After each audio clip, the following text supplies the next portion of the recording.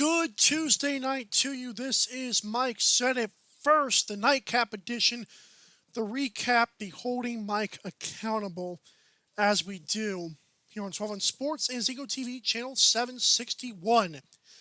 The show, as always, is brought to you by mybookie.ag. That's mybookie.ag. When you go there, it's sports betting season, obviously. Enter the promo code 12 on Sports, promo code 12OZ Sports for up to a $1,000 first deposit bonus.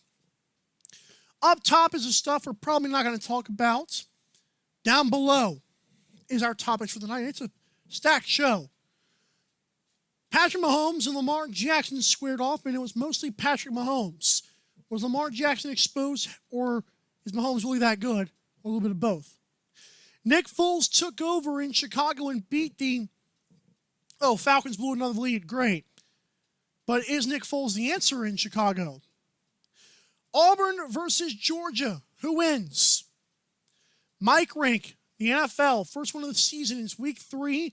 It's time to get the 1 through 10, plus some honorable mentions in there as well. My Miami Heat did win in 6, as I said they would. But now they have to play the Lakers with LeBron James. Nostalgia is fun, but who wins it? And also our final topic, our Tuesday night, Thursday night football preview between the Broncos and the Jets. Oh my, listen, I'll try to talk about that in a nice, respectful way, but my goodness, it's going to be hard. And also what the polls say. We know we got debates going on. They're not sports debates, but you get it. First, a word from Drink A, then we're going to talk about Patrick Mahomes and Lamar Jackson.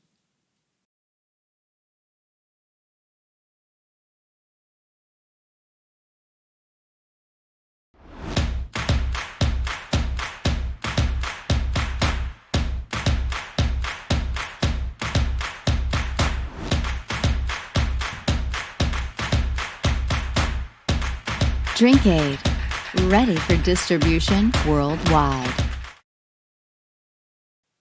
I want to start off by saying that I had a pretty bad week for the first time this season, and it was bound to happen because I find myself picking upsets a lot of times. It's kind of... Okay, so I tried to convince myself that Daniel Jones was going to beat the fourth stringers of the 49ers, but apparently the Giants are just a really bad football team. I also thought the Cowboys could come back and beat the Seahawks, and guess what? They almost did until Russell Wilson threw his 5th touchdown, which is just otherworldly. The Cardinals did lose to the Lions, and I told you guys to pick the Lions points in that game. You didn't believe me, and the Lions ended up winning the game anyways. I think Kyler Murray threw 3 interceptions, which is not very good. Carolina Panthers, without Christian McCaffrey, won a football game. My Colts did beat the Jets. I thought that was going to happen. The Eagles tied the Bengals. What do I know? So we'll talk about all that maybe on another show. But this is about what's fresh on everybody's minds. Last night was the talk of the town. And mainly in one town. It was probably more so than the other. Because in Kansas City, Chiefs fans have got to be feeling really stinking good right now that they have the best quarterback that's probably ever lived. I know what you're going to say. Well, it's just stupid to say. Well, is it really? The dude, Patrick Mahomes, came into that game with the Chiefs having come fresh off a game against the Chargers, albeit a division opponent, where they didn't look very good. You know, like, they didn't look like the Super Bowl team. The only Super Bowl team that had just won and now had a hangover. But in this game, from the first drive, Patrick Mahomes was just otherworldly. See, we've seen the flick of the wrist passes, the no-look passes, which he did again to a fullback on the goal line. We've seen the scampers for a touchdown, which he did again on the goal line. We've seen the darts, which he did again to Tyreek Hill, and one that should have been caught by Mecole Hardman. We've seen the guy. But for the first time in my time watching Patrick Mahomes, and remember, I'm one of the ones who said he was going to be good before the MVP season even started, Patrick Mahomes now has control of the line of scrimmage. The Ravens looked like they had a game plan to stop him. I'm not a guy who's a big X's and O's guys in football, but I know what's good when I see it. Ravens defense, albeit they were not very physical all night, it seemed like the Chiefs were the more physical team both on offense and defense. But can we be real here? Patrick Mahomes, every blitz that the Ravens threw at him, he was like, oh, well, let's bring in this guy from the White House to the line of scrimmage. Let's bring in this guy. Let's get a quick pass. And he was just operating all night long. Like, it's one thing to have Andy Reid. It's another thing to have what Andy Reid gives you and completely change it because you're just that good in your head now. See, now you're like Peyton Manning and Drew Brees and Tom Brady. Now you've got the mind game working. This is what Patrick Mahomes says when he says that I'm nowhere where I can be. Like, that's scary, but it's true. He's now focused. You guys thought the Super Bowl was the peak of his powers. How about winning multiple Super Bowls? That's a real possibility even this season. The guy looks incredible, and he operated all night. The Chiefs were great. I've been high on Clyde Edwards E-Layer, as Steve Levy likes to emphasize Clyde Edwards E-Layer. I've been high on that guy. Chiefs just butchered him all night long. Now, as great as Mahomes is, and we cannot state that enough, his defense is also, their defense is it gives up points, but it's so physical. From the Sorensen guy to Tyrann Mathieu to, Chris Jones, I believe, the guy the Chiefs paid. Listen, Steve Spagnuolo has that defense looking very tough again. It's the reason I picked him to beat the 49ers last year in the Super Bowl. The reason I picked them again to win the Super Bowl this year. The defense is now stepping up, being physical. But on the other side of the football, Lamar Jackson might have been exposed. And I will give credit to everyone who says, oh, Lamar cannot throw a football. Listen, I get that. The guy is not the most NFL-ready quarterback in terms of passing the football, but he's still very good. But here's what people are now beginning to realize with the Baltimore Ravens. Lamar Jackson cannot play from behind. And why? His arm is not anywhere near Patrick Mahomes. It's still it's a better arm than myself and yourself sitting at home. But it's still a guy who dominates from the run game. And of course we know that.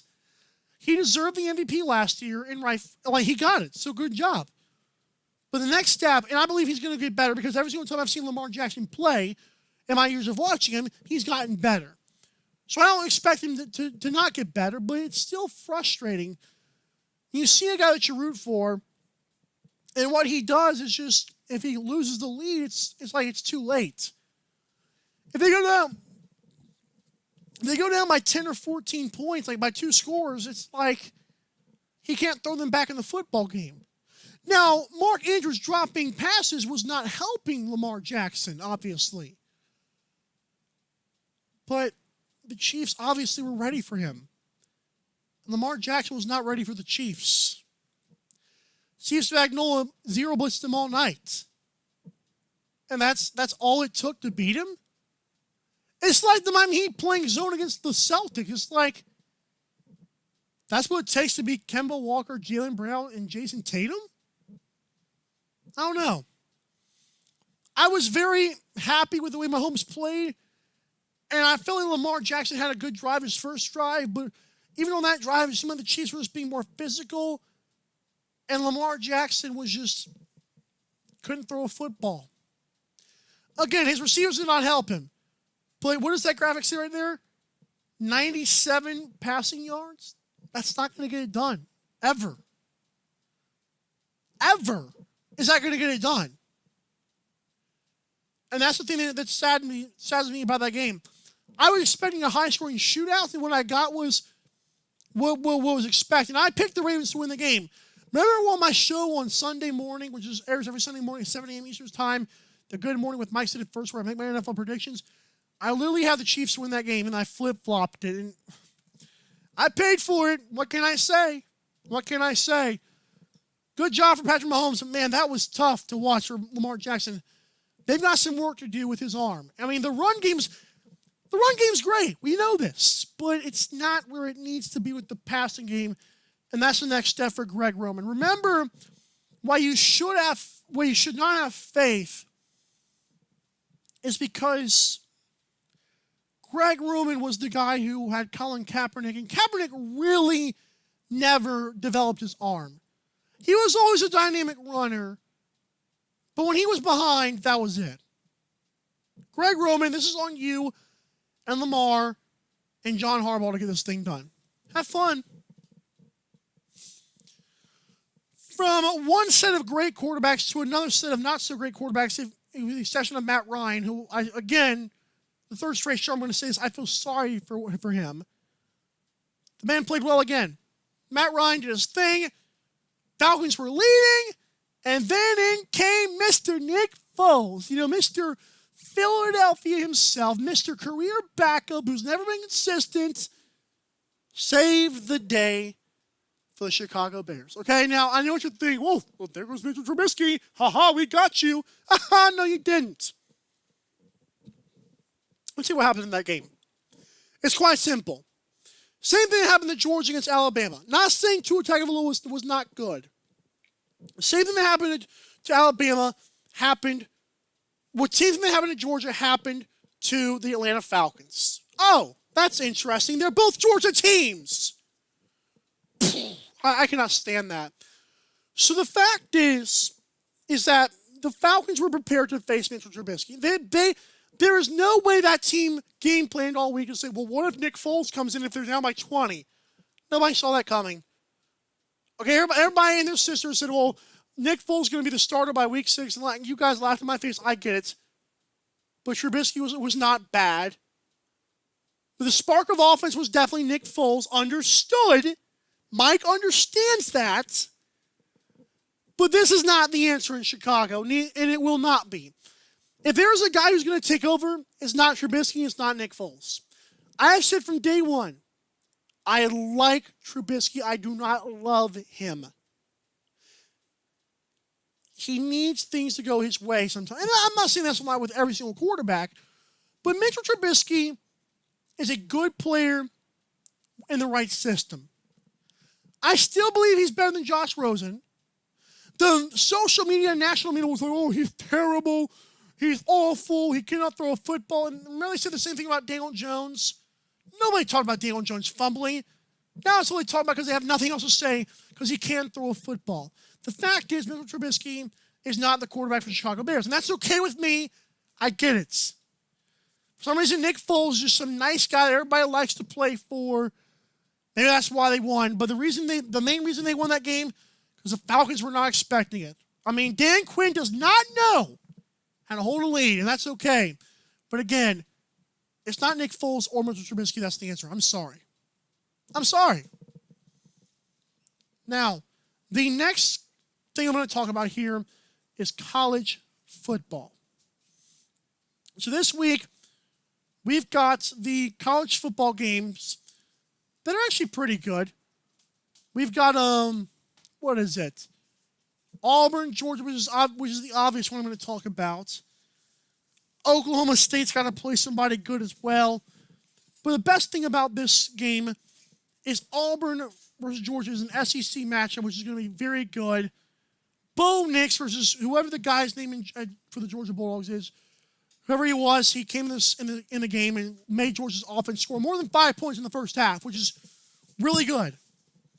The fact is, this game, okay, so who's going to win it? I got Auburn.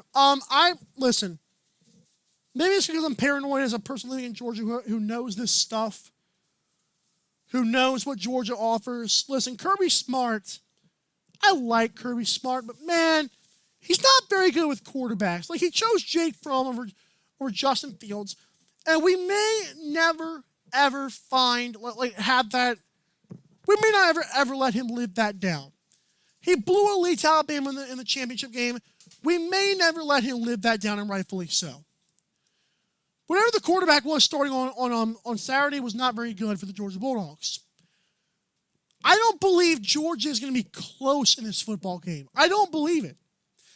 Their first half, there is no overlooking an SEC opponents. Okay, like I can get maybe looking forward to Auburn. That's impossible. You play Arkansas. Like, it's not like Arkansas is a pushover. They can win the game. And they could have done so if Kirby Smart hadn't made adjustments. And I'm not saying he wouldn't, but it's like, wow. I really believe Auburn is the better football team. I think it's Auburn, Alabama, and everybody else in the SEC. LSU took a step back. Ole Miss and Mississippi State have new head coaches. It is what it is. But Auburn should win this game. I'm not the biggest Bo Nix fan yet. I'll have to watch them in this game and see what happens. But as for now, Auburn should pretty much run Georgia over. And if I'm wrong, that's okay. I'm okay with that. So let's talk about some more NFL football games that occurred this week. Again, I had 8 wins this week. I have never gone under 9, I don't think, in my entire career on doing the pigskin pick'em. But this is bad. So again, we lost the Thursday night football game. We all picked Jacksonville, and Ryan Fitzpatrick finally decided to show up. We'll have another Thursday night football pick tonight after my NBA Finals preview. Falcons, I had to be the Bears, but I was not. I said the Bears could keep it close. I didn't know the Falcons were just going to blow another big lead. I'm sorry. Listen, Nick Foles, but can Dan Quinn please learn to coach with a lead? I got the Bills beating the Rams correct. I don't know why they were only 2-point favorites, and they only won by 3 anyways. Josh Allen deserves credit as having a good season so far, albeit it's pretty average opponents. The Bengals and the Eagles did tie, which is just absolutely absurd. I don't give Joe Burrow any credit. Carson Wentz, again, he's got a hangover from carrying the team last season and drinking it all the way in the offseason. The Browns beat the Washington football team. Listen, Dwayne Haskins is trash. I've said it since day one. You guys didn't believe me. Titans barely beat the Vikings, which is insane. And Vikings had no business being in that game. That's why I'm okay with the Colts winning the division this year. Patriots beat the Raiders. No contest. Didn't expect it to be one. Giants, listen, I chose the Giants, and I need to stop doing so. They lost 9-36. It's the 39ers. I called them the 39ers on Sunday because, honestly, it was San Francisco's backups and third stringers, which sucks. Still high on the Steelers, which we'll see later on in the show. Colts throttled the Jets. I don't care. We won 36-7. Whoop-de-doo against the Jets. Panthers, I don't know how they beat the Chargers, but they did. Cowboys came back, and then the Cowboys lost the lead. Russell Wilson still having the MVP-like season. Tom Brady and the Buccaneers beat the Broncos 28-10. It wasn't as pretty as I would have thought it would have been. Cardinals did lose to the Detroit Lions as Kyler Murray took a big step back in the MVP race.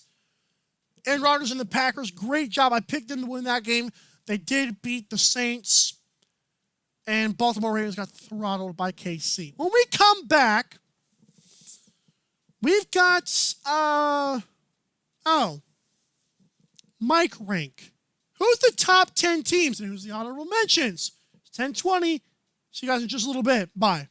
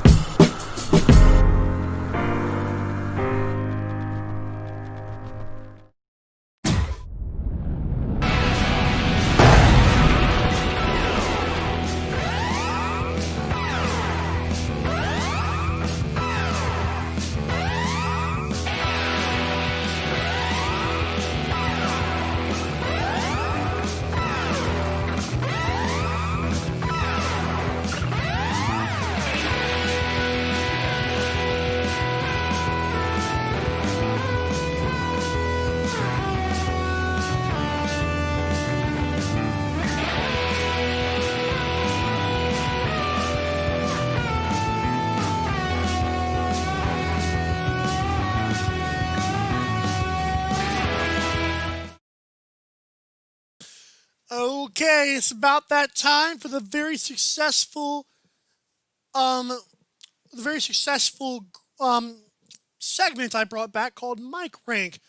Hashtag Mike Rank. This is for the NFL. Remember, on Sunday, I give my college football ranks, and on Tuesdays, I give my NFL ranks. So here it is, 1 through 10, baby. Let's go. Okay. First, I got to tease you guys with the honorable mentions. So here are the teams that did not make the list. The top 10. Number 15, the Bears. The Bears are 3-0. Don't care for their quarterback play whether it's Trubisky or Nick Foles. And I also don't trust Matt Nagy to save my life. Number 14 is the Cowboys. They are playing very competitive. Defense sucks, and I don't know why they keep on getting behind. I'll put the Cowboys on a strong number 14. Number 13, I'll put the Raiders above the Cowboys, although I'm not strong about that. I believe the Raiders have been good. I like the culture they're building, but it's just not anywhere spectacular yet. Number 12, the 3-0 Patriots. They could be higher, but I still don't know if we're going to get from Cam Newton in tough games. They play the Seahawks very well. Don't know how much stock I put into that just yet with the Seahawks defense. And number 11, got the Tennessee Titans. Sorry, Titans fans, if there are any out there. Derrick Henry seems a little bit gassed, but he's still playing well. But you want this number 11 through 15. Who wants to see the top 10? Here it is. Number 10. Kyler Murray and the Arizona Cardinals took a major step back against a team that has their number. The Detroit Lions have honestly looked very, very sorry. I told you guys I wasn't drinking the Cardinals Kool-Aid. I also told you guys that the Lions were not a pushover just yet. However, Arizona got cooked. Arizona got absolutely cooked. Number 9. Oh, and by the way, DeAndre Hopkins can play with any quarterback. Not saying Kyler Murray is not spectacular, because he is. DeAndre Hopkins, that dude's incredible. Absolutely incredible. Number 8, the Tampa Bay Buccaneers. Listen, Tom Brady's suspect. And I believe they should have beat the Broncos more than 28-10. I'm sorry. Broncos were starting Jeff Driscoll at quarterback. Yes, you heard that correctly. Jeff Driscoll as their quarterback. Number 7, the Steelers. I love Steelers defense this year. TJ Watt is that guy. I've liked him since the draft. When the Steelers drafted him late, the Steelers went, oh, we didn't need him. Yes, you did. He's awesome. Also, Big Ben has looked great. Juju Smith-Schuster is back on track with his quarterback. James Conner's healthy for now. So we'll see what goes on there. Number 6, the Seahawks. Listen, Seattle, as far as Russell Wilson can go. Not saying DK Metcalf isn't good, but DK Metcalf has got to be benefiting from Russell Wilson playing spectacularly. I believe Seahawks have looked good, but I don't believe they're a top 5 team against only Russell Wilson. I feel sorry, but it's true. Number 5, the New Orleans Saints. Listen, Drew Brees has lost a step. That's fair, but so is Tom Brady. You guys love Tom Brady. With Drew Brees has not had Michael Thomas the last 1.5 games, and they almost beat the Packers. Number 4, the Baltimore Ravens. Listen, Lamar Jackson and company, I thought was going to beat the Chiefs. They were terrible. They were absolutely terrible. They were outmatched physically, and Patrick Mahomes completely controlled the line of scrimmage. Lamar Jackson has not gotten that part of his game down just yet. He also cannot throw the football when down. But I still love the Ravens. Top 5 teams, top 6 teams are good, or top 7 teams I like. Top 5 teams are really good. Top 4 teams I love. Number 3, the 49ers. Last year, I told you guys all year the 49ers were not the best team. It was probably the Chiefs or somebody else. I got ratted on by some 49ers podcaster. Like, his name was Matt something. Listen, 49ers just beat the Giants team with their third stringers 36-9. I get it. It was a great game. I don't trust Jimmy Garoppolo.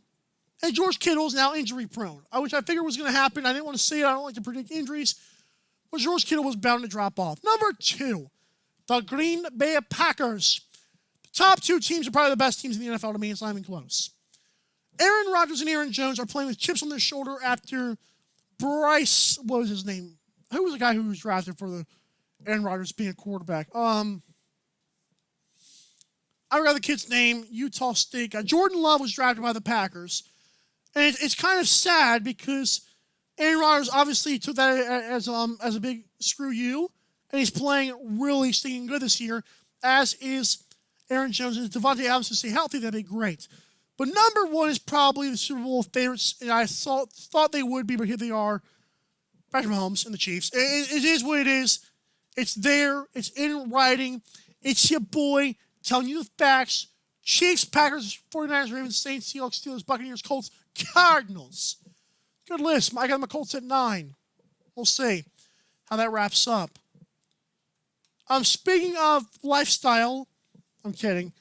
When we come back, we're going to wrap it up with a show recap. Speaking of lifestyle, right? Also, we're going to talk about the NBA Finals. I picked the Heat in 6 to beat the Celtics, but am I that confident to beat the Lakers? Write it down. Also, the Tuesday night, Thursday night football preview for the third week in a row. What do people have to say? What do I think? Broncos, Jets. We're trying to make something incredible out of that. We'll be right back. Mike said it first.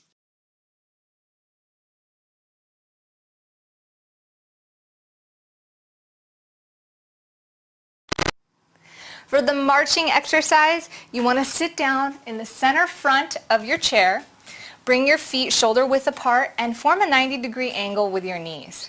From here, you're going to lift one foot and raise the opposite arm, just as you march in place in your chair.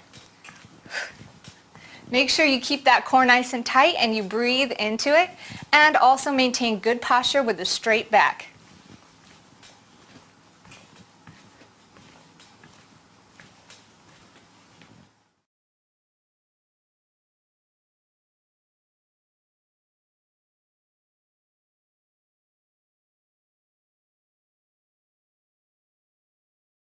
All right, it's time. Talking about the NBA Finals between LeBron James, Anthony Davis, and the rest of the Lakers versus Jimmy Butler, Bam Adebayo, Goran Dragic, Tyler Hero, Duncan Robinson, and Kendrick Nunn. Udonis Haslam, Bam Adebayo, Myers Leonard, Jay Crowder, Andre Iguodala, and the whole Miami Heat. You get Eric Spoelstra, Pat Riley. So, remember on a show a couple weeks ago or a week ago, I told you guys the Heat would beat the Celtics in 6 before the series even started, and now I'm looking pretty dang good. But now I got to play. This game is I love this series. It starts tomorrow night. It's nostalgia, okay? I'm a Heat fan. I have been since 2007, roughly after they won the championship. And then when LeBron James came to Miami, I really started watching. I was like, oh, cool, my team has the best player in the league. I loved watching him, grew to love him forever. And now it's all about the Miami Heat. We went through a little bit of down years. It was low-key bittersweet when LeBron James left because now it's like, oh, cool. Now the real Heat fans are showing up. But now, climb the ladder. We're back at it again. And we're good. We're in the bubble. We're in the finals. First of all, whoever wins this finals will not have an asterisk. I cannot stress that enough. It's not going to have an asterisk. Just because LeBron James and the Miami Heat are in there does not mean they don't deserve to be in there. Yes, they do. Best teams are in the NBA Finals, and it's for a reason, okay? They've played better. It's on a neutral site. Nobody has home court advantage. Well, the other team doesn't have home court advantage. Well, neither do they. So stop it. I see on Sunday, I wish the Heat would have clinched it then so I could have an NBA Finals preview, but I didn't. So here we go. On Sunday, I told you guys the Heat are a better competition matchup versus the Lakers. Why? Not only because of Jimmy Butler and Jay Crowder and Andre Iguodala, who can kind of limit LeBron James. About Bam Adebayo. The Heat have shooters. We get that. They have Kelly Olynyk, who is known to take off people's shoulders. We're talking to you, Kevin Love. I'm sorry, Kevin Love. It's sad. I don't like Kelly Olynyk. He's the only player on the Heat roster I do not like. The Miami Heat with Bam Adebayo are going to give Anthony Davis fits. Absolute fits. Anthony Davis has shown one thing so far, and it's kind of sad. His lack of physicality, especially when it comes to rebounding. The fact is, Anthony Davis is a soft player. Why? He was raised as a guard. He shot up during high school. All of a sudden, he's expected to be this big man. Now, he can play big, but he loves to play mid-range and three-pointers. I get it. It's fine. He needs to assert himself inside. I'm not sure if he will. Anthony Davis, to me, is going to be the best player LeBron James has ever played with talent-wise and just accolades-wise pretty soon. When the Lakers beat this Heat team in 6, that was random, right? When the Lakers beat the Heat in 6, Anthony Davis will go down as the best player LeBron James has ever played with. And that's fair As a Dwayne Wade fan, I realize Dwayne Wade has limitations. I'm talking about your kneecap, sir. Kyrie Irving was a locker room cancer and was limited defensively. AD's the whole package. But against Bam Adebayo, I firmly believe AD will struggle sometimes. The reason they'll go 6 is because the Lakers will take a time adjusting to the Heat's defense and the Heat's three-point shooting. But I believe the Lakers will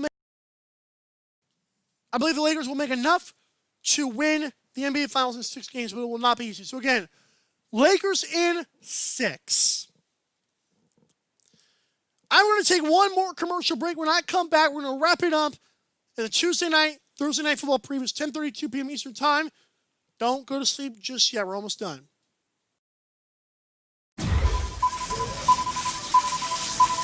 James A. Paxton here, weekly blog writer and host of The Media's Input, and this is 12 Ounce Sports. It's Wednesday, my dude.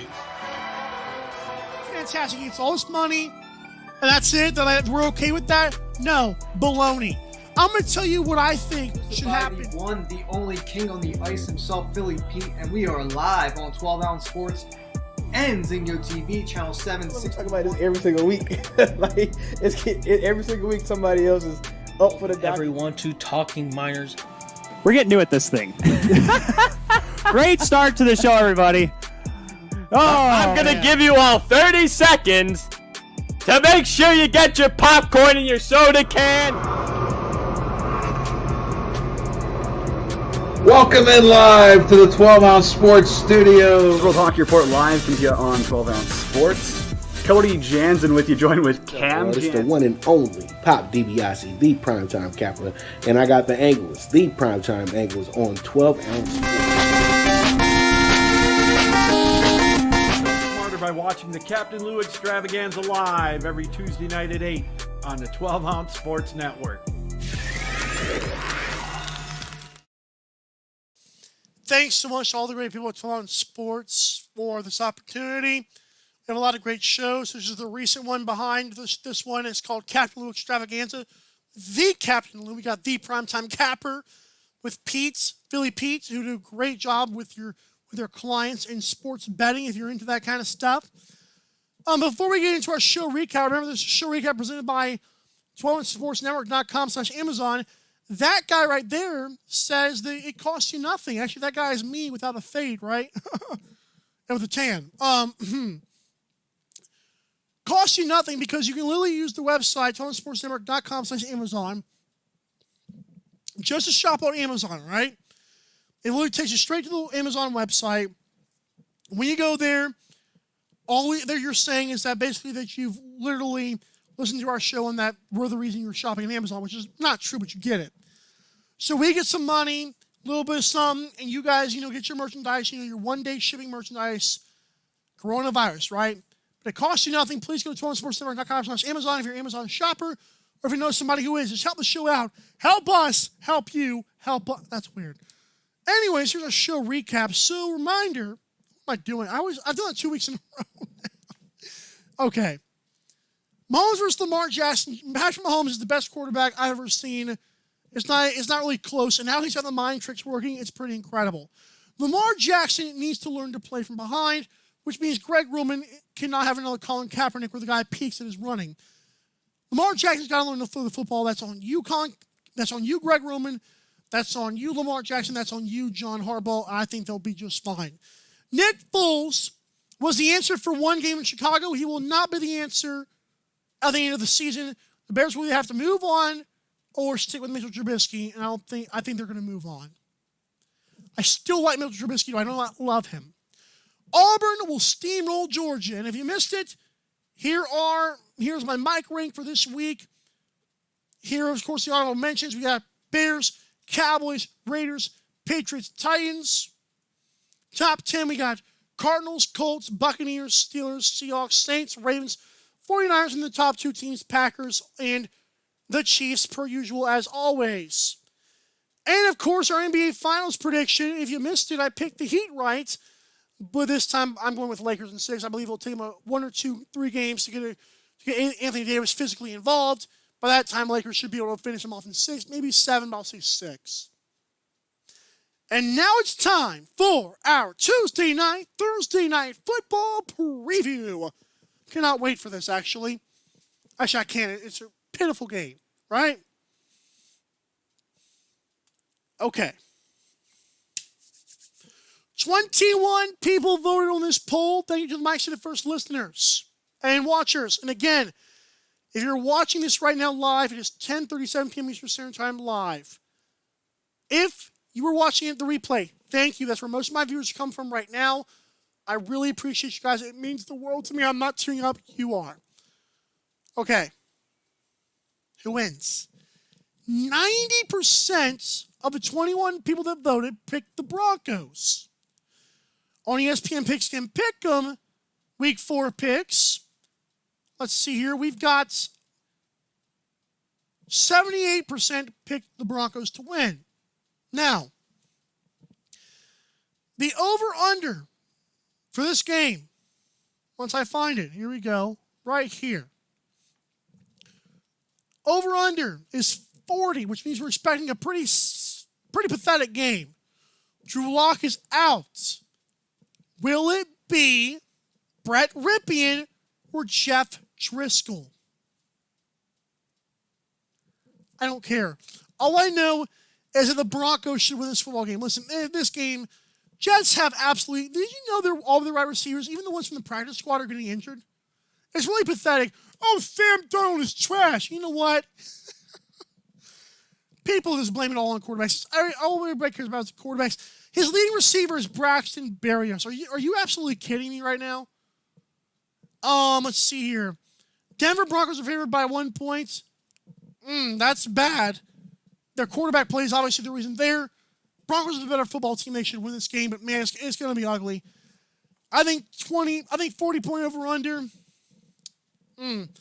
That's tough. I'm going to say Broncos win 21.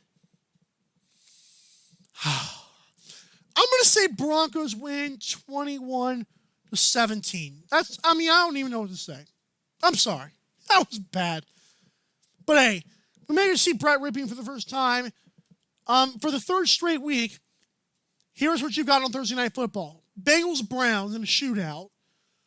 Dolphins-Jaguars in the Battle of Florida. Ooh. And now the Broncos and the Jets. In the NFL, dude. That'd be one thing if we had some good matchups on there, but there's a reason why people want to get rid of it, and that's why. All right, guys. Thank you so much for watching and listening. I want to thank our... Why do I keep on doing that? Our sponsors, of course, MyBookie.ag. We're sponsored by 12sportsnetwork.com/Amazon. 12 Sports Network shop. We've got Drink Aid. We already said MyBookie. Weight Loss People. Traverse Bay Farms. So many great people. Did I mention MyBookie?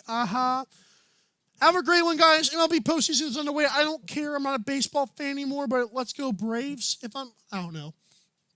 Red Sox are in here, so I'm going to say let's go Braves. But yeah, I think Yankees just killed the Indians. Sorry, Jeff Beck, who's the janitor of 12 Sports. Thanks so much for watching and listening. And you guys, as always, have a good one.